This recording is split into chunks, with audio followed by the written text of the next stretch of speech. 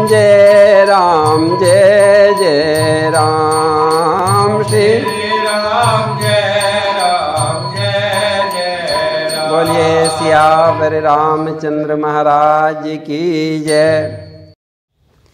ऊंचे कैलाश पर्वत पर भगवान भोलेनाथ उमा जी को श्री राम कथा सुना रहे हैं। कहने लगे, उमा जी भगवान के अवतार लेकर ऐसी सुंदर सुंदर लीलाएं करते हैं जिनको सुनकर उनको गा के परम सुख की प्राप्ति होती है और संसार सागर आसानी से पार हो जाया करता है। पंचवटी में निवास करके प्रभु ऐसी ही सुखदायी लीला कर रहे हैं। देवता और ऋषि मुनि सब सुखी हो रहे हैं। पंचवटी बसी श्री रघुनायक, करत चरित सुर मुनि सुखदायक।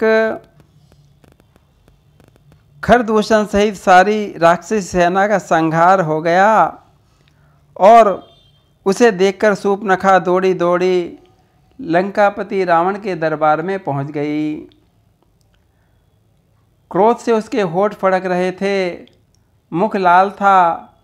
बोली, रावण तेने क्या दशा बना रखी है? मदिरा के नशे में सोया पड़ा रहता है। तुझे पता है तेरे शत्रु तेरे सिर पर आ गए। जाग जा रावण, जाग जा।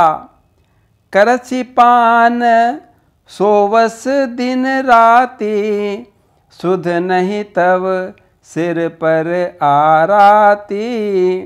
और ऐसा कहते कहते शूर्पणखा सभा के बीच में पहुंच गई। रोक रोक कर कहने लगी, रावण तेरे होते हुए मेरी क्या दशा हो गई? ऐसा कहते हुए शूर्पणखा ने चेहरे पर से कपड़ा हटाया और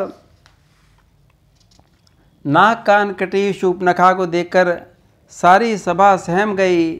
रावण दौड़कर आया, हाथ पकड़कर उसको उठाया।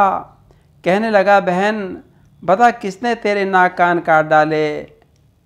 तब सब शूर्पणखा कहने लगी, राजा दशरथ के 2 लड़के आए हैं, बड़े सुंदर और वीर हैं, राक्षसों को मार रहे हैं, देवता ऋषि मुनि को सुख दे रहे हैं, बड़े बलशाली हैं। मुझे तो ऐसा लगता है मैं सारी पृथ्वी को निशाचरों से हीन कर देंगे। और भाई रावण मैं सुंदर तो ऐसे हैं कि उनके साथ एक सुंदर सौंदर्य की राशि एक स्त्री भी आई है और उसी के छोटे भाई ने मेरे नाक कान काट डाले। रावण कहने लगा, तू इतनी दूर क्यों आई बहना? मैं खरदूषण से कह देती, मैं अपनी सेना लेकर उन दोनों छोकरों को मार भगाते। तब शूर्पणखा कहने लगी, भाई रावण सुनो, मैं तो गई थी, मैं आए थे लड़ने के लिए, किंतु राम ने तो क्षण भर में सेना सहित उनका संहार कर दिया।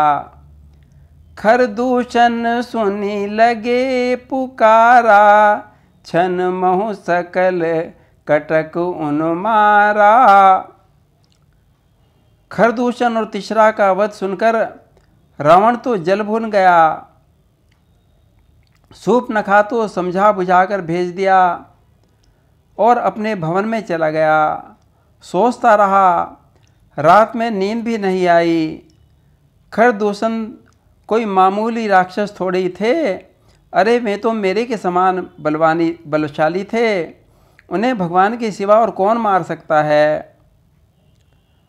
खरदूषण मोहि सम बलवंता, तिनहि को मारहि बिनु भगवंता। रावण रथ पर सवार हो गया और निकल पड़ा। भगवान भोलेनाथ कथा सुनाते हुए बोले, पार्वती जी ये रावण भगवान का प्यारा पार्षद है। उससे अपने पूर्व जन्म की याद आ गई। मैं और मेरे भाई कुंभकर्ण तो भगवान के पार्षद जय विजय थे। सनकादि ऋषियों के शाप से के कारण हमें इस राक्षस योनि में आना पड़ा। अपने प्रभु से वियोग हो गया।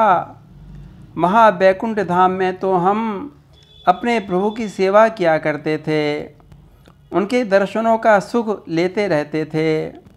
पता नहीं क्यों हमारे प्रभु हमसे रूठ गए। उन्हें हमारी याद आती होगी या नहीं। रावण के नेत्रों में अश्रुधारा बह चली। फिर सोचने लगा, नहीं नहीं, हमारे प्रभु तो बड़े दयालु हैं, मैं अपने प्यारे जनों को कैसे भूल सकते हैं। मैं तो क्या करूं, कैसे उन्हें मनाऊं। रावण विवल हो गया, रोने लगा। तभी प्रभु राम जी उसके हृदय में प्रकट हो गए। कहने लगे, रावण तू तो हमारा प्यारा पार्षद है, हम अपने लाडले सेवकों को कैसे भूल सकते हैं। ये शनकादि ऋषियों का शाप का तो बहाना था, असल में तो हम पृथ्वी पर लीला करने के लिए आए हैं, और इस लीला में मुख्य पात्र तो हमने तुम्हें ही बनाया है। तुम हमसे शत्रुता का सुंदर अभिनय करो, हमसे लड़ाई करो। देखो थोड़े दिन की ही तो बात है, फिर बैकुंठ में जाकर खूब सेवा करना, हमारा दर्शन करना।